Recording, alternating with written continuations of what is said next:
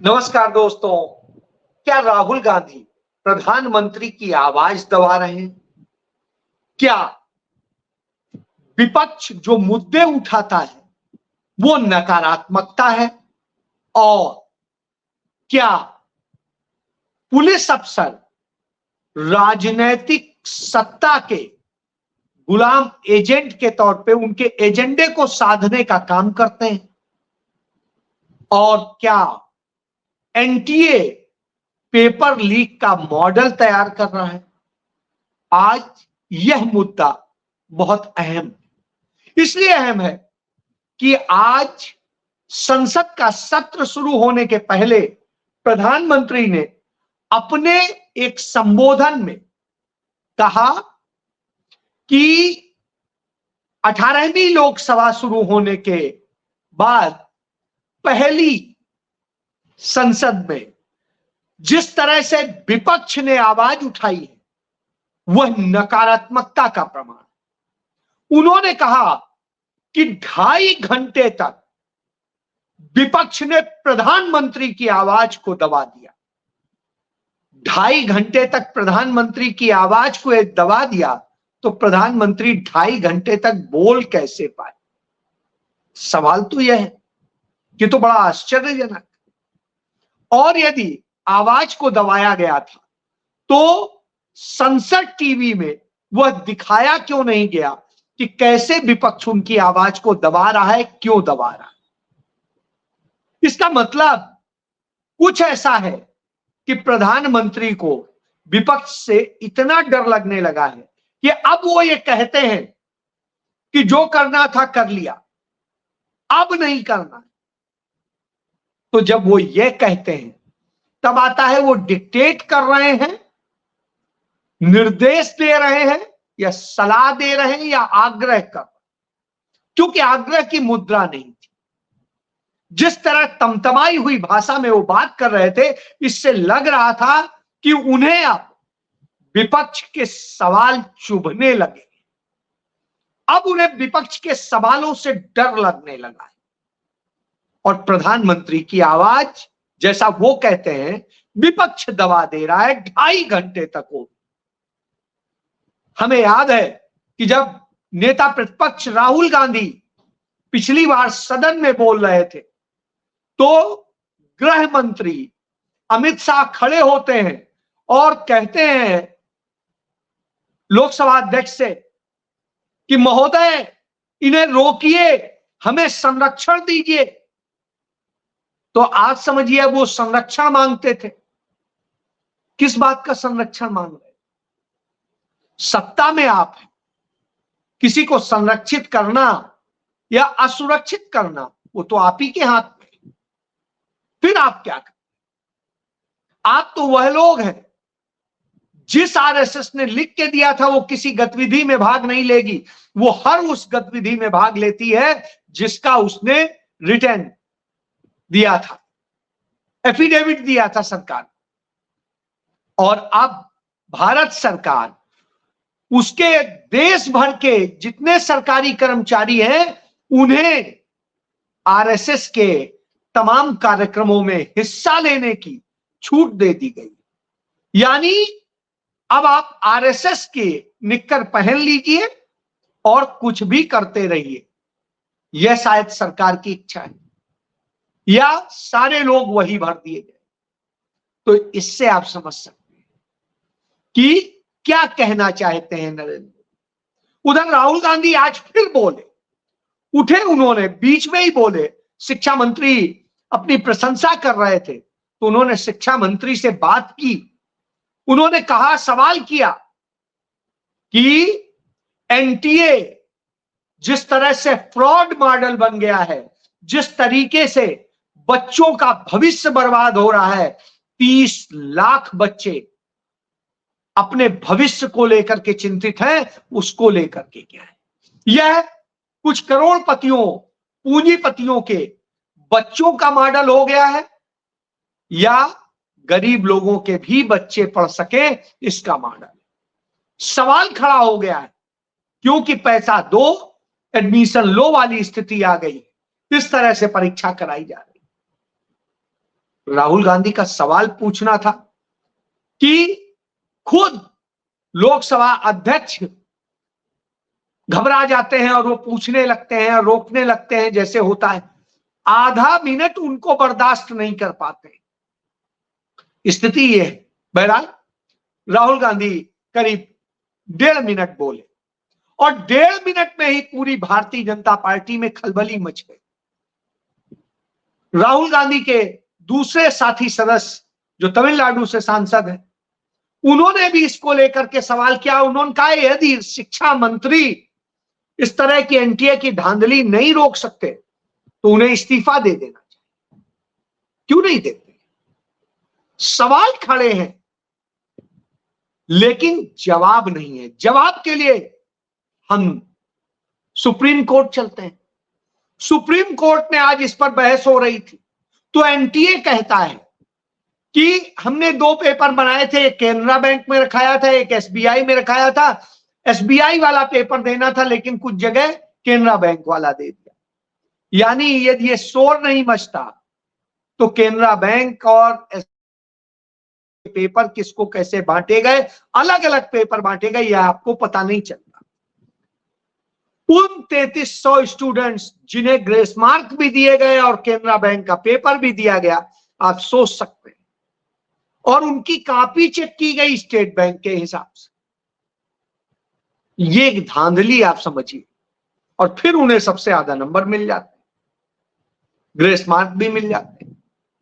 उधर दूसरी तरफ तमाम जगह जो पेपर लीक हुए हैं और तमाम धांधली हुई है, उनको लेकर के बताया गया। सुप्रीम कोर्ट में एक एक तथ्य रखा गया कि किस तरह से धांधली की गई है। एक जगह नहीं, तमाम जगह की गई।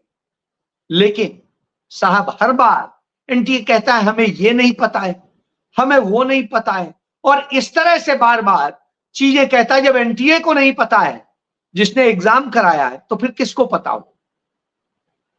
यह अपने आप में इस बात को प्रदर्शित करता है कि धांधली का खेल कैसे परीक्षाओं में चल रहा है। और ये हमने देख लिया कि यूपीएससी परीक्षा जो सबसे पवित्र मानी जाती थी, वह तक अब संदेह के दायरे में आ चुकी है, वह भी घेरे में, और उसमें भी तमाम संदिग्ध चीजें हो गई, तो वो घटनाएं सामने खड़ी।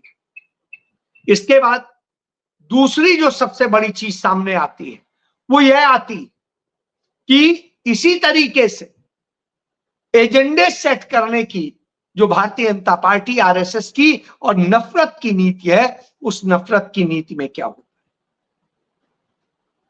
है। एक आदेश पहले मुजफ्फरनगर का एसएसपी जारी करता है, और वो आदेश कोई लिखित आदेश नहीं जारी होता है, एडवाइजरी की तरह से दिखाया जाता है, और उसे अपने सोशल मीडिया अकाउंट से भी वो जारी करता है, और कहता है स्वेच्छा से लोग अपने बोर्ड्स पे नाम बदल ले, मालिकों के नाम लिखें, ये नाम लिखें, वो नाम लिखें, वहां कर्मचारियों के नाम लिखें। और जब यह होता है कि भाई स्वेच्छा से है तो हमारी इच्छा है, लेकिन जब वहां के लोगों से बात करते हैं मीडिया के लोग, तो बताते हैं कि नहीं, पुलिस के लोग आए थे, प्रशासन के लोग आए थे, कहा ये नाम लिखना है, यदि मुस्लिम कर्मचारी है तो उन्हें नौकरी से अभी निकाल दीजिए, या उन्हें छुट्टी पे भेज दीजिए, या ये कर दीजिए, और इस तरह से बाध्य करके गए। नहीं तो कहा होटल, रेस्टोरेंट और दुकान और सब बंद कर दिया जाएगा। इवन एक जगह दिखाई दिया कि पंचर की दुकान है, वो पंचर वाले की दुकान पे भी कहा जा रहा है आप नाम लिख करके रखिए। वो हजामत बनाने वाले से भी कहा जा रहा है कि आप नाम लिखा। तो जब इस तरह से किया जा रहा है तो आप समझ सकते हैं। तो इस बात को लेकर के एक्टिविस्ट, पत्रकार अपूर्वानंद और आकार पटेल, महुआ मोइत्रा और एक एनजीओ सुप्रीम कोर्ट जाते हैं कि इस तरह से गलत हो रहा है, प्रोटेक्शन दीजिए, सिटीजन प्रोटेक्शन को लेकर के। और वो जाते हैं और इसको लेकर के अभिषेक मनु सिंह भी वहां पर इस पर उन लोगों की तरफ से बहस करते हैं, और वो लड़ते हैं, तो सुप्रीम कोर्ट को बताते हैं कि इस तरीके से हो रहा है। तो सुप्रीम कोर्ट पूछता है इसका ऑर्डर तो बताया जाता है कि ऑर्डर तो है ही नहीं, सब मौखिक है, मीडिया रिपोर्ट्स में है, उनको दिए गए इंटरव्यू है। तो खुद सुप्रीम कोर्ट को आश्चर्य होता है और सामने आता है कि कोई पुलिस कमिश्नर, एसएसपी, किसी को इस तरह का आदेश देने का अधिकार ही नहीं है, डीआईजी को अधिकार ही नहीं, वो कैसे ऐसे आदेश दे रहे और इस तरह का आदेश कैसे दिया जा सकता है। तब सुप्रीम कोर्ट ने उस मौखिक के जैसा भी आदेश है, उस आदेश पर स्टे लगाने का किया और उत्तर प्रदेश, उत्तराखंड, मध्य प्रदेश, तमाम राज्यों से इस पर जवाब मांगा और 26 तारीख को सुनवाई के लिए लिस्ट भी किया। और सुप्रीम कोर्ट ने कहा कि किसी भी मालिक से या उसके कर्मचारियों से नाम लिखने के लिए बाध्य नहीं किया जा सकता, न निर्देश दिया जा सकता। उनसे सिर्फ उनकी खाद्य सामग्री की शुद्धता और उसमें कितने प्रकार हैं, क्या क्या बनता है उनके यहां, इसको डिस्प्ले करने की जरूरत है। इसके अलावा कहीं कोई अपना आइडेंटिफिकेशन देने की जरूरत नहीं। अभिषेक मनु सिंघवी ने कहा कि इस तरह से तो नफरत और बंटवारे का काम हो रहा है कि किस किस तरीके से, कि वहां दलित कितने काम करते हैं, कितने दूसरे काम करते हैं, कितने अल्पसंख्यक काम करते हैं, कितने क्या काम करते हैं, तो ये करके असल में बांटने का काम। और उन्होंने इसको लेकर के बड़े अच्छे ढंग से प्रस्तुत किया, जवाब दिया। तब सुप्रीम कोर्ट ने पूछा कि ये कैसे हो सकता है, तो उनका साहब हो रहा है, आप देखिए। निश्चित रूप से सुप्रीम कोर्ट को भी आश्चर्य हो रहा। सुप्रीम कोर्ट ने तत्काल स्टे लगाया कि ऐसा नहीं करने दिया जाएगा और सभी से इस पर जवाब मांग लिया। अब योगी आदित्यनाथ जो नफरत की राजनीति फैला करके और उनके साथ साथ बीजेपी आरएसएस के लोग जो देश भर में नफरत का वो खड़ा कर रहे थे, उसको थाम दिया, उसको एक करारा तमाचा पड़ा है। किस तरह नफरत की राजनीति करने के लिए आप ये नहीं करेंगे। अभिषेक मनु सिंघवी ने यह भी बताया कि किस तरह से पुलिस ऑफिसर्स जिनका काम या अन्य अधिकारी का जिनका काम लोकहित में काम करने का है, वो पार्टी के और विचारधाराओं के एजेंडे को चलाने का काम कर रहे हैं और एजेंडाधारी बन गए। निश्चित रूप से यह एक बड़ी बुरी स्थिति की ओर ले जाता है और संविधान के अनुच्छेद 14, 15, 19 इन सब का उल्लंघन सुप्रीम कोर्ट ने माना बिल्कुल और उसे रोक दिया। इससे भारतीय जनता पार्टी और उनके लोगों में एक अजब सी बिल्कुल हो गई। उधर आप देखिए जिस तरीके से बाकी मुद्दे उठते हैं तो भारतीय जनता पार्टी को खराब लगता है। नरेंद्र मोदी उधर आपको बता ही रहे हैं कि हमें 2.5 घंटे तक प्रधानमंत्री को कर दिया। तो विपक्ष इतना मजबूत हो चुका है कि वो अब जनता के मुद्दों को लेकर के सरकार को ऐसा घेर रहा है कि सरकार घबराई हुई। आज इसी तरीके से तमाम मुद्दों पे संसद में जो बात हुई शून्यकाल के दौरान या प्रश्नकाल के दौरान, उसके अतिरिक्त बाहर जो सामने आ रहा है कि चाहे पेपर लीक हो, चाहे नफरत फैलाने का यह कार्यक्रम हो और चाहे जिस तरीके से नरेंद्र मोदी का डर, यह बताता है कि अब कांग्रेस हो या विपक्षी दल हो, वो शांत नहीं बैठने वाले। वो मुद्दों को लेकर के सरकार को घेरने का ही काम है उनका। लेकिन नरेंद्र मोदी उन्हें सलाह दे रहे हैं और जैसा मैं कह रहा हूं डिक्टेट कर रहे हैं कि अब बहुत हो गया, अब आप ये नहीं करें। इसीलिए शायद ओम बिरला उन्हें रोक देते हैं और राज्यसभा में जब इसी तरह के सवाल आते हैं तो वहां पर सभापति रोक देते हैं। ये खेल चल रहा है। नफरत के खेल को बढ़ाने के लिए शिक्षा से लेके सभी में गड़बड़ की जा रही है। अभी तक हम लोग बचपन से पढ़ते आए हैं, हड़प्पा की सभ्यता और सारी चीजें ऐतिहासिक है, उसे अब नफरत के माहौल में और दूसरी तरीके से पुट देने के लिए कि सिंधु और सरस्वती की सभ्यता पढ़ाया जाएगा। अब आप सोचिए, हड़प्पा की सभ्यता नहीं पढ़ाया है, सिंधु की सभ्यता और सरस्वती की सभ्यता पढ़ाई जाएगी। तो ये एनसीईआरटी में कर दिया गया। एनसीईआरटी में ही और भी बदलाव किए गए, और जिस तरीके से लोगों के साथ में जातिगत भेदभाव किया जाता था उन ब्राह्मणवादी प्रवृत्ति के लोगों द्वारा, उसके खिलाफ तो उसमें सदैव पढ़ाया जाता था कि किस तरीके से गलत किया गया दलितों के साथ, तमाम पिछड़ों के साथ, आदिवासियों के साथ। तो अब वो न पढ़ाया जाए जिससे सवर्ण वर्ग बड़ा अच्छा था और वो कुलीन वर्ग बड़ा अच्छा व्यवहार करता था, यह दिखाने की कोशिश की जा रही। जो डॉक्टर भीमराव अंबेडकर ने मुद्दा उठाया था कि किस तरीके से दलितों, पिछड़ों, आदिवासियों के साथ में भेदभाव होता है, उसे भी एनसीईआरटी की बुक से हटा दिया गया। अब आप इससे समझिए कि कैसे कैसे इतिहास को, सच्चाई को छिपाने, बदलने का काम चल रहा है। और जब यह चल रहा हो तो सवाल नहीं होना चाहिए। और गलत पढ़ाने के लिए अब मध्य रेखा को भी बदलाव किया जा रहा है। कहा जा रहा है जो प्रधान मध्य रेखा है वो उज्जैन से होके गुजरती है, जबकि वास्तविकता यह नहीं। जब हमें ज्ञान नहीं था पूरे दुनिया का तब हम कह लेते थे, लेकिन जब पूरी दुनिया का ज्ञान हुआ तो पता चला यह मध्य नहीं, मध्य कहीं और।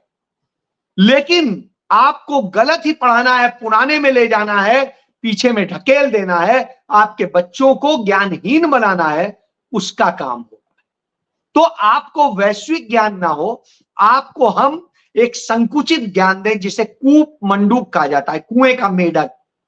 तो हम आपको कुएं का मेढक बनाना चाहते हैं आपके बच्चों को। यह नरेंद्र मोदी की नीति, जिससे कि वो उनसे सवाल ना करें, और यही उनकी घबराहट।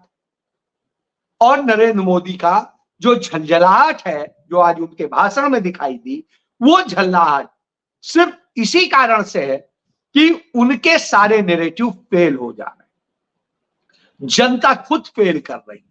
वो सच ले आती है सामने, वो सच हर तरह से आ जाता है, और विपक्ष मजबूती के साथ उन मुद्दों को उठा रहा है जो जनता के मुद्दे।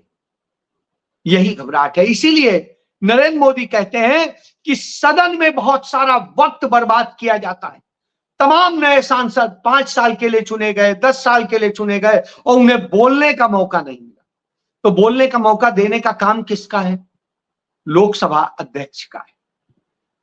तो लोकसभा अध्यक्ष ने क्यों नहीं दिया? सवाल उनसे होना चाहिए।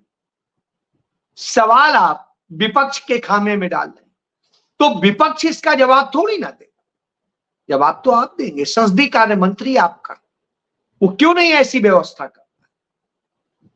इसका मतलब है कि सवालों से भी डर है, आवाज से भी डर है, और सच्चाई से भी डर है। और उसी डर को जवाब मिल रहा है, सुप्रीम तमाचा पड़ रहा है, और विपक्ष कायदे से कस दे रहा है। यही मोदी की समस्या बन गई। अब वो इस समस्या से कैसे निपटेंगे वो जाने, लेकिन इतना जरूर है वो तानाशाही करने का कोई भी मौका नहीं छोड़ेंगे।